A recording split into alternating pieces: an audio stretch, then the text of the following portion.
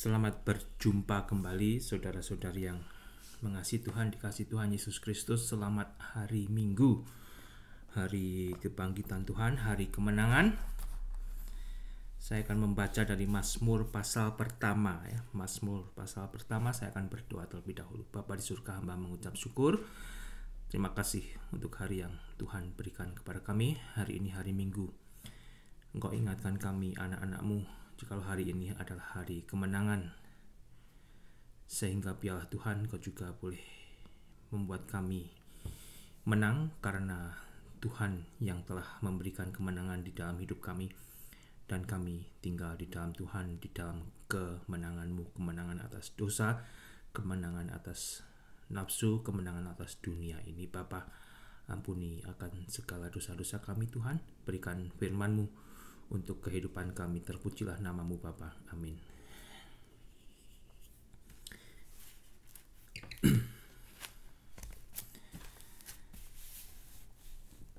Saudara, di pagi hari ini saya akan membaca Mazmur pasal pertama ya. Kalau Anda ada kitab, ya silahkan Anda menyimaknya. Karena lain kalau Anda menyimak Alkitab Anda, itu lain saudara ya. Demikian bunyinya, berbahagialah orang yang tidak berjalan menurut nasihat orang fasik. Berbahagialah orang yang tidak berjalan menurut nasihat orang fasik, yang tidak berdiri di jalan orang berdosa, dan yang tidak duduk dalam kumpulan pencemooh. Tetapi yang kesukaannya ialah Taurat Tuhan, dan yang merenungkan Taurat itu siang dan malam. Ia seperti pohon yang ditanam di tepi aliran air, yang menghasilkan buahnya pada musimnya, dan yang tidak layu daunnya. Apa saja yang diperbuatnya berhasil. Bukan demikian orang fasik. Mereka seperti sekam yang ditiupkan angin. Sebab itu orang fasik tidak akan tahan dalam penghakiman. Begitu pula orang berdosa dalam perkumpulan orang benar. Sebab Tuhan mengenal jalan orang benar, tetapi jalan orang fasik menuju kebinasaan. Ya. Mungkin Anda sudah sering membaca atau mendengar bagian daripada Mazmur 1 ini. Tetapi kembali di sini saudara, di ayat yang kedua dikatakan, tetapi yang kesukaannya ialah Taurat Tuhan, dan yang merenungkan Taurat itu siang dan malam. Berapa banyaknya isi Alkitab ini Anda dengarkan, Anda baca, seharusnya tidak membuat Anda bosan. Karena Alkitab ini adalah firman Tuhan yang selalu baru bagi anak-anak Tuhan. Selalu memberikan sesuatu hal yang baru bagi makanan dan minuman rohani anak-anak Tuhan. Di ayat pertama dikatakan, berbahagialah orang yang tidak berjalan menurut nasihat orang fasik, yang tidak berdiri di jalan orang berdosa, dan yang tidak duduk dalam kumpulan pencemooh. Berbahagialah, diberkatilah orang yang tidak berjalan menurut nasihat orang fasik, dan yang tidak berdiri di jalan orang berdosa. Sebagai orang Kristen, saudara, apakah Anda merasa Anda berbahagia? Saat ini juga contohnya ya. Apakah Anda merasa sebagai manusia yang berbahagia, manusia yang diberkati oleh Tuhan? Kalau Anda sebagai orang Kristen hidup tidak berjalan menurut nasihat orang fasik, ya, tidak hidup menurut nasihat orang berdosa, dan tidak berdiri di jalan orang berdosa, dan tidak duduk dalam kumpulan pencemooh. Ya. Pencemooh itu bukan hanya dari mulutnya saja, tetapi dari kehidupannya, dari tingkah lakunya yang mencemooh Tuhan. Seharusnya Anda adalah orang-orang yang diberkati Tuhan. Anda adalah orang-orang yang berbahagia. Ya. Sebagai orang Kristen tidak bisa berbahagia karena seringkali mengukur dirinya dengan ukuran jasmani. dengan ukuran duniawi. Dia lupa tidak mengukur dirinya dengan ukuran rohani, ukuran yang Tuhan berikan melalui firman-Nya. Kita hidup di zaman yang tambah mendunia, dan kalau tidak sadar sebagai orang Kristen, meskipun Anda ke gereja, Anda membaca Alkitab, Anda mendengarkan khotbah, tetapi Anda tidak menghidupi kehidupan Anda di dalam iman. Ya, Anda menjalankan kehidupan Anda sama seperti orang yang duniawi. Sedangkan Alkitab berkata, tanpa iman kita tidak akan menyenangkan Tuhan. Setiap perbuatan kita sebagai orang percaya, kalau kita mau berkenan kepada Tuhan, perbuatan kita harus dilandaskan kepada iman. Dan jangan jadi orang Kristen yang melakukan perbuatan tanpa iman, karena perbuatan tersebut perbuatan yang tidak menyenangkan hati Tuhan. Dan jangan, saudara, mencari nasihat dari orang fasik, orang berdosa. Bumi ini diisi oleh nasihat-nasihat yang berasal dari orang fasik, dari orang berdosa. Jadi kehidupan orang Kristen, orang yang percaya akan firman Tuhan, orang yang takut akan Tuhan, sebenarnya semakin sulit, saudara. Ketika dunia ini semakin diisi oleh hikmatnya orang berdosa, kehidupan orang Kristen seharusnya lebih dihadapkan kepada tantangan.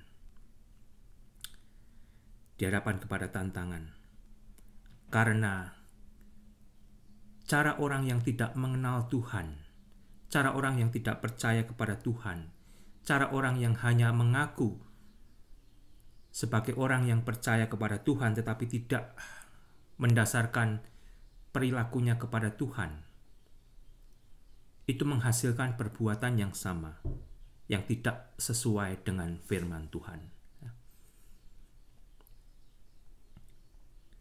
Dan justru saat ini kesempatan bagi dunia untuk bertumbuh menentang Tuhan.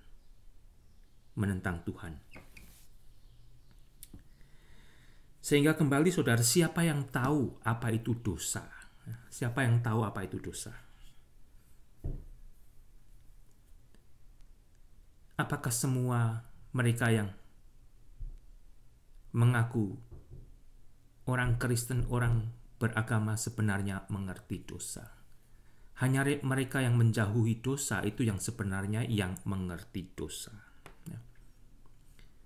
Hanya mereka yang tidak mendukung dosa, tidak mempraktekkan dosa, tidak menikmati dosa,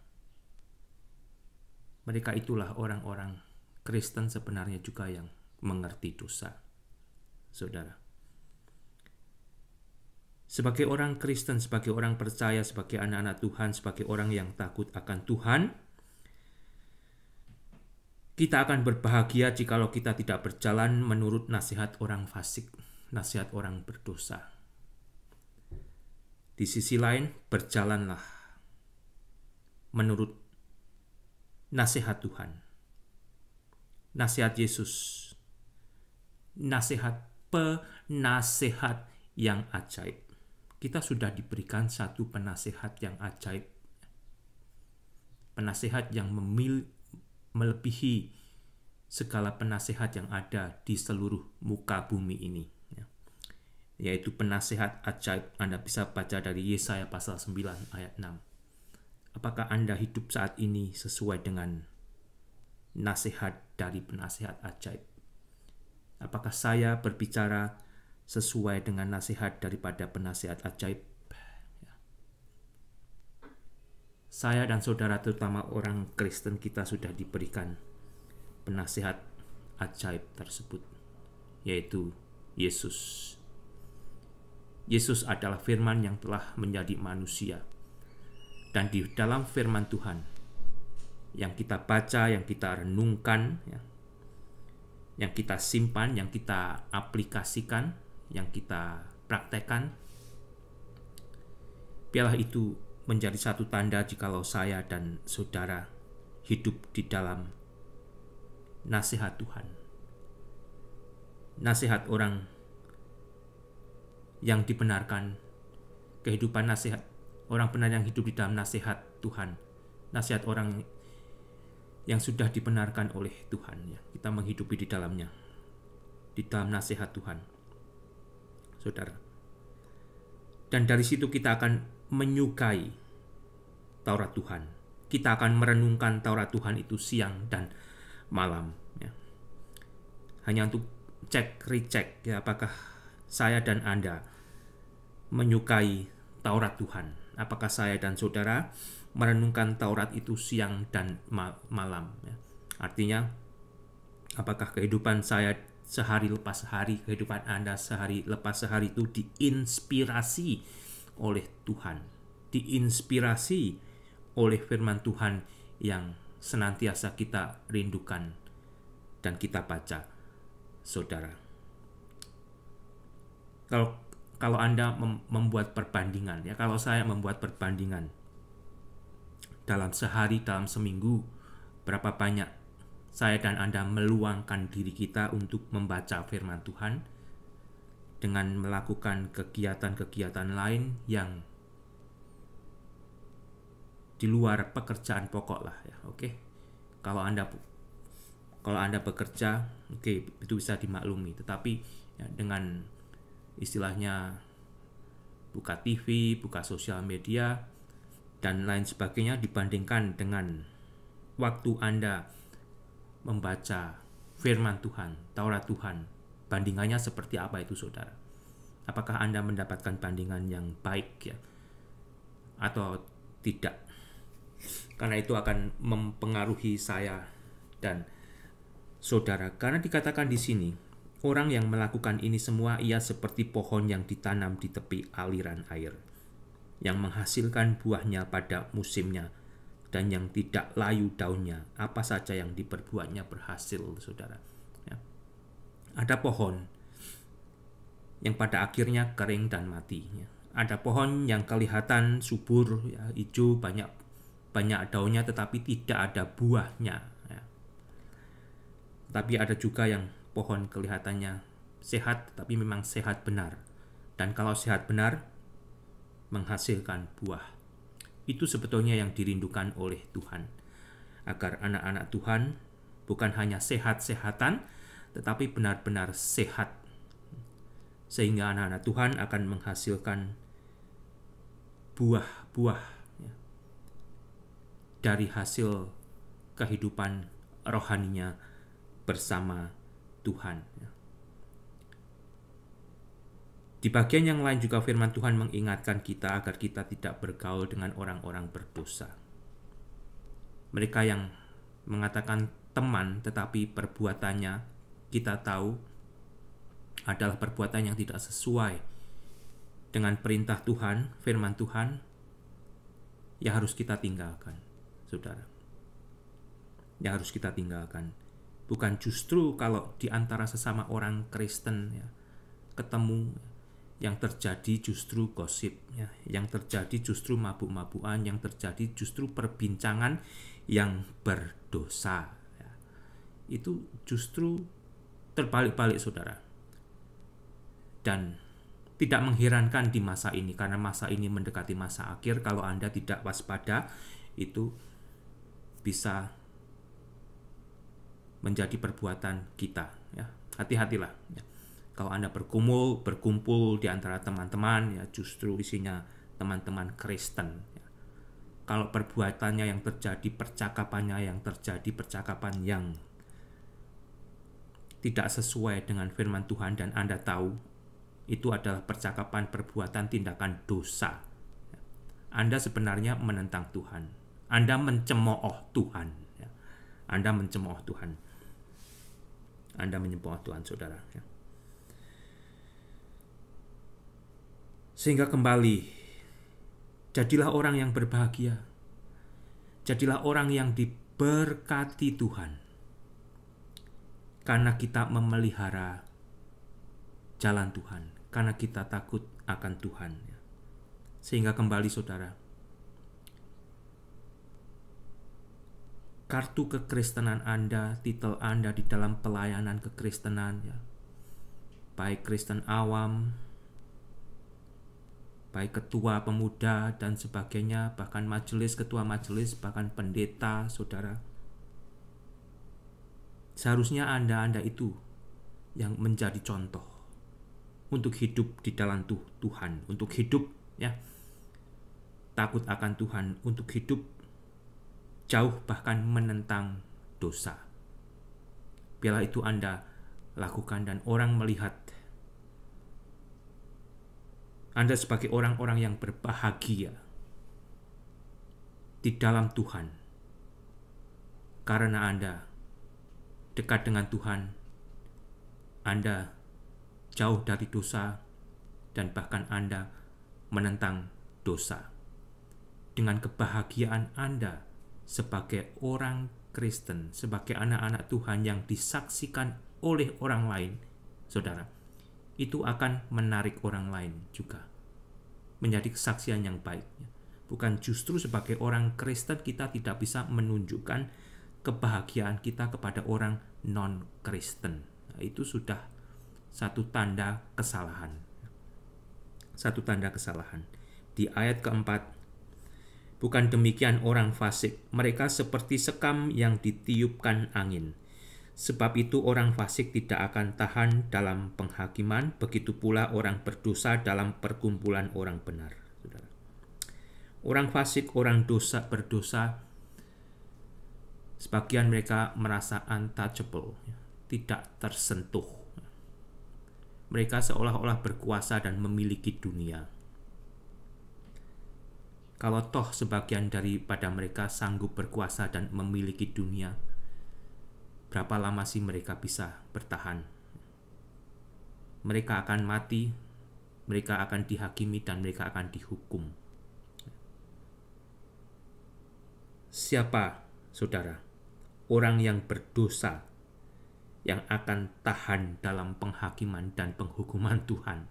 Tidak ada. Tidak ada. Ya. Jadi kalau Anda saat ini hidup di dalam dosa, bertobatlah saudara, karena penghakiman dan penghukuman Tuhan itu adalah penderitaan yang kekal, yang akan dialami oleh setiap manusia yang menolak dan menentang Tuhan. Mungkin saat ini Anda menjadi kelompok perkumpulan atau geng yang terkenal. Anda ditakuti oleh masyarakat, bahkan Anda ditakuti oleh aparat. Tetapi ada masanya, dan masa itu akan tiba di mana Anda akan dihakimi dan dihukum oleh Tuhan. Ketika Anda mati sebagai orang berdosa, Anda sudah terhakimi karena dosa Anda. Belum lagi nanti pada waktunya Anda dibuang ke neraka, saudara. Itu adalah penderitaan kekal yang Anda sampai saat ini masih sepelekan. Anda sepelekan. Mengapa Anda masih tetap berbuat dosa? Karena Anda menyepelekan sakitnya, ya, menderitanya berada di neraka, saudara.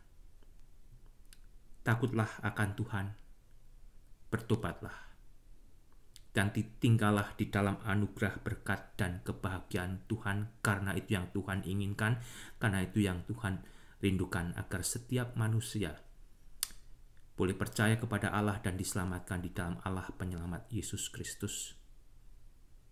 Beroleh kehidupan baru, beroleh kehidupan kekal, beroleh kehidupan janji surgawi. Sebab Tuhan mengenal jalan orang benar, tetapi jalan orang fasik menuju kebinasaan. Ya. Yang benar Tuhan tahu, yang fasik Tuhan tahu. Ya. Kristen asli Tuhan tahu, Kristen palsu Tuhan tahu. Ya. Kristen asli bukan berarti sempurna, saudara. Kristen asli pun masih bergumul. Tetapi ketika Kristen asli terpeleset, terjatuh dalam dosa, dia akan kembali kepada Bapa, ya, berseru minta tolong dan berseru untuk kembali digembalakan oleh Gembala yang agung, Tuhan Yesus Kristus. Biarlah itu saudara jadi manusia-manusia yang bersedia diselamatkan Allah di dalam Allah penyelamat Yesus Kristus, yang telah mati bagi dosa dunia, yang mau memberkati Anda, yang mau membuat Anda hidup berbahagia, meninggalkan dosa, hidup dengan berpakaian kebenaran dari Tuhan, hidup di dalam kekudusan yang Tuhan sudah anugerahkan di dalam penebusan Yesus Kristus. Selamat Anda menikmati hari ini. Tuhan memberkati.